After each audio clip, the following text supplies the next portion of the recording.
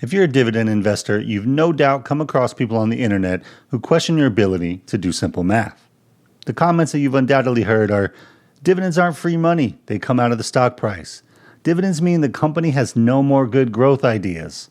You don't need dividends, you can always just sell shares. Or, over the long term, growth stocks are always going to outperform dividend-paying value stocks. And now we'll say there is some truth that's baked into each one of those comments, and we're going to go over all that. But what people with that perspective fail to realize is that investing is bigger than just simple math. But first, let's go over the math so that we understand what the argument is. And let's start with the classic, dividends aren't free money, they come out of the stock price. Now, here's how dividends and stock prices work in general. Let's say a stock is trading for $100, and on October 1st, they announce earnings of $5 in excess cash per share. They plan to keep $1 in retained earnings to use in the future for the business, and they decide that they'll distribute the additional $4 per share as a dividend for shareholders who own the stock on October 11th. Now, it takes 2 to 3 days for stock transactions to clear, so let's say the ex-dividend date is October 9th. That means you have to buy the stock by the end of October 8th in order to receive the dividend.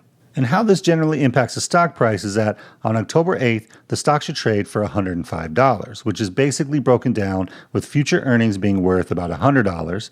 Then they have $1 in new retained earnings and a $4 dividend that's coming to shareholders. And then on October 9th, the stock goes ex-dividend, meaning new shareholders won't receive it and they're not going to pay a premium for a dividend that they're not going to receive. So the stock should trade for about $101, which breaks down with future earnings being worth $100, and they still have that $1 of new retained earnings. So on that ex-dividend day, the stock price should basically drop the amount of the dividend. And of course, those are just general numbers. There's all kind of variables that impact the stock price, whether it's news about the company or other things that make it go up and down. But in general, this is how the market handles dividends in relation to price. So when people say the dividend comes out of the stock price, they're right, it does. It's absolutely not free money. It's the earnings that a company generated that they're giving back to its shareholders. But that's not the whole story. The main difference between a company that pays a dividend and one that doesn't is that the shareholders get to decide how they want to allocate their slice of the profits. Now here's what I mean. So if we have company A, which is the one that we just talked about, and they made an extra $5 per share, they're keeping $1 for the business, which we still own shares in, and they're giving us $4 for each share that we own to do with whatever we want. So if we need to use it as income, we can. If we want to reinvest in a different opportunity, we can do that as well. Or if we want, we can reinvest back into the same company because we believe in it. Now, obviously, you will pay tax on that dividend, but tax is the price that you pay to have the option to use the profits however you want.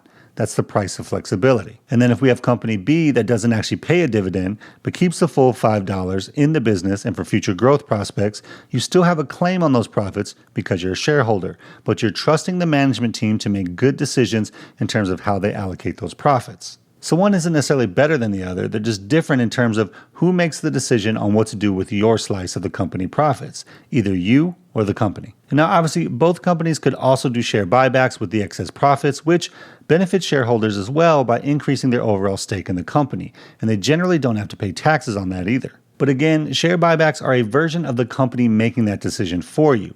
And in case you think that share buybacks are always better than dividends, there are plenty of examples where they're not. And it really has to do with the price that the company is buying the shares back at. And one of the most obvious examples of this was Facebook, or Meta, in 2021, where they did about $40 billion worth of share buybacks between April 2021 and January 2022.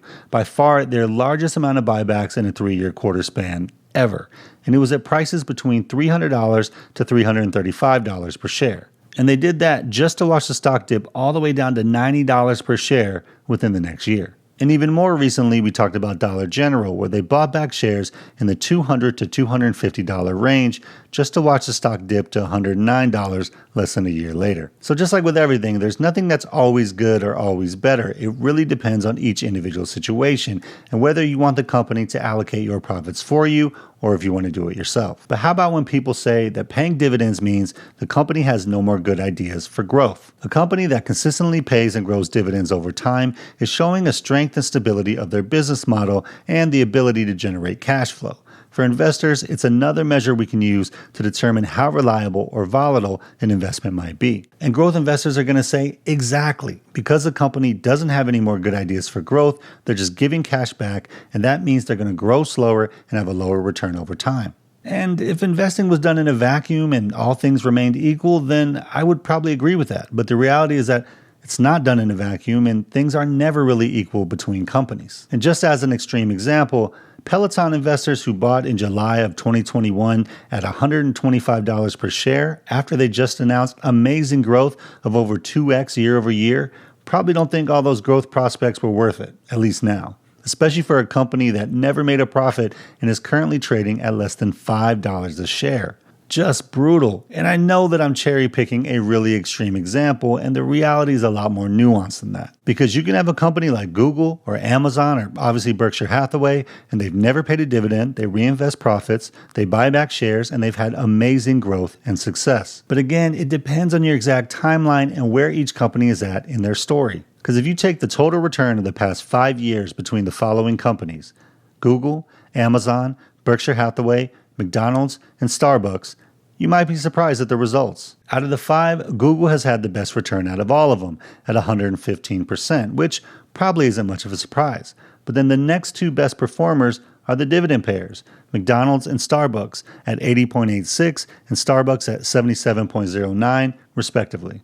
And both of them have outpaced the total return of Berkshire Hathaway and Amazon over the past 5 years. So again, just because a company retains earnings and has a plan for growth doesn't mean that it's going to materialize in terms of a higher stock price. Sometimes just having a solid business that generates cash consistently is going to have a better overall return. It just depends on each individual business. Okay, but what about the theory that dividends are unnecessary because investors can just sell shares whenever they need cash? And this is one of those things that is technically true. Like if you have good total returns, you have the flexibility to sell shares whenever you want, then you can absolutely do that, and it works. What it means, though, is that you're more susceptible to market timing and factors that impact the current stock price, which could determine your tax impact, how many shares you have to sell, or how much money you'll be able to access at any one time. And one of the great things about dividend stocks is you can plan for the future as to what your cash flows are going to be, especially if you're investing in stocks that consistently pay and grow their dividends. So while stock prices go up and down, you know that your cash flow coming in is likely to stay steady or even grow, regardless of what the market is doing in any given month or year. Plus, being able to plan your cash flows in advance means you can adjust to complement your income needs without being dependent on a certain stock price at the time that you need your money. And I view investing in dividend companies like having a true business owner mindset because you've invested in a company and they're paying you part of the profits. So owning Starbucks is like being a part owner of a coffee shop, or owning Valero is like being a part owner of an energy company. But I don't have to sell my shares to realize income from that ownership stake because they're paying me in cash every quarter. There's nothing wrong with selling your shares whenever you think is best if you don't like dividends, but it does add additional variability into your process that you have to manage and account for in a slightly different mindset. And that just might not be the right thing for everybody. Okay, but what about the claim that over the long term, growth stocks are going to always outperform dividend-paying value stocks? So obviously, we've already talked about this on an individual stock basis, and it's really going to depend on each individual company that you're looking at. So it's impossible to answer from that perspective. And even if you're talking about a group of individual stocks, it's really going to be highly dependent on how well the companies are that you pick end up doing. But I think it's only fair to look at it from a general growth index versus a dividend index to see how they perform differently over time. So I decided to use the following 3 Vanguard funds or ETFs. VIGAX, Vanguard's Growth Index Fund, VIG, Vanguard's Dividend Appreciation Index ETF, and VYM, Vanguard's High Yield Dividend ETF. And I used ETFs for 2 and a fund for 1 just so that I can get the most historical data to be able to compare the 3, and I was able to get up until January 2007, so a little over 25 years of data. And if you look at the performance over that time, there is no question that the growth fund performed better, with an overall average of 11.37% compound annual growth rate compared to 9.07% for the Dividend Appreciation ETF and 7.77% for the High Dividend Yield ETF. Now, part of that in theory is that it's kind of designed to do that. I mean, the growth fund is called growth for a reason. Plus, from a macro perspective, we had multiple zero interest rate timeframes in this 25-year period, to where if you look at the data, we only had about 4 or 5 years in that 26-year period where the federal funds rate was higher than 0.5%. And that's actually pretty crazy when you think about it. Like there was only 4 or 5 years higher than that level. And in environments like that, growth should definitely outperform. But here's the point. As crazy as this may sound, we don't have to choose one way over another, because investing in growth and investing in dividends both have their advantages and disadvantages. For example, growth in general will outperform value over time, assuming there's no weird macro environment things going on, but it's also going to have wild price swings that impact people emotionally. And there's a recent study that said 66% of investors have made an impulsive or emotionally charged investing decision that they later regretted. And this is more common for Gen Zers at 85% than any of the other age groups, which trend down from there. And now, this was just a study of about 1,100 investors, so small sample size, but I think it's important to talk about how emotions impact our investing. Let's take the Facebook example again. So Facebook, or Meta, has been one of the most popular and profitable companies to ever exist, and it has been for a long time. So let's say you bought it 5 years ago around $166 a share. You look now and you say, hey, it's at $298 a share, and I've made an 80% return. It's pretty good. But what you don't realize is that during that 5 years, your stock would have done this. It would have dropped to $153 per share 1.5 years after you bought it. So you would have been negative on your investment 1.5 years after buying. And then it would have risen to $380 per share a year and a half later. So you would be 2x your initial investment after 3 years. But then it would have dropped back down to $90 per share about 1 year after that. So after 4 years, you would have been down 46% on your initial investment. And then ultimately, it rose back up to $298 where it's at today. So 5 years later, you're back to that 80% total gain. So while it's easy to look at that performance chart and say, oh yeah, I definitely would have held, in reality, that's a lot harder. And this is only a 5-year time horizon, which in investing terms is relatively short. So imagine what it's like over 10 years or 20 or even 30. I mean, how many people who bought at $166 a share 4 years later were really holding when it was at $90? I just don't know. And it's not that dividend stocks don't have price swings too, they absolutely do. But one advantage dividend stocks have is that they're giving you consistent and growing dividend payouts. So even when the price is going crazy, your dividend payments are steadily growing over time. So from a mental standpoint, it helps to reduce the anxiety and panic around share prices. Because if you can still see that your income stream is steadily growing over time, you're less likely to overreact just because there's some temporary massive drop in share prices. And this is really the main point. Not only do we all have different investment goals, but we all have different personalities and temperaments, and they play a huge part in our results when it comes to investing. So while it's easy to say, oh, I'll just invest in growth for the next 30 years, the reality of market swings and the daily news cycle make that very difficult. So we have to be able to focus on what our long-term goals are, and when you're building a dividend income stream that's steadily growing no matter what, it really helps with that. But as you guys know, I'm a fan of mixing these ideas for the best results.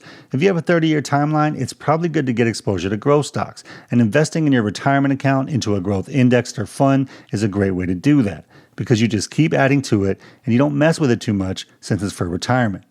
That way, the swings in price won't bother you all that much to where you make any emotional decisions. And building a portfolio of dividend payers is a nice complement to that because it focuses your mind on a long-term outcome that incrementally shows your progress as you go. It's not meant to give you the absolute highest return that you ever could have gotten. It's meant to slowly and reliably build an income stream that helps you meet your goals in life, which is ultimately the reason that we're doing any of this in the first place. So what do you guys think? Am I totally off base with how we should be looking at dividend investing? Let me know down in the comments below. Hope you guys have a great day out there. Financial independence is true freedom, so keep building and stacking wins, and I'll see you guys in the next one. Peace.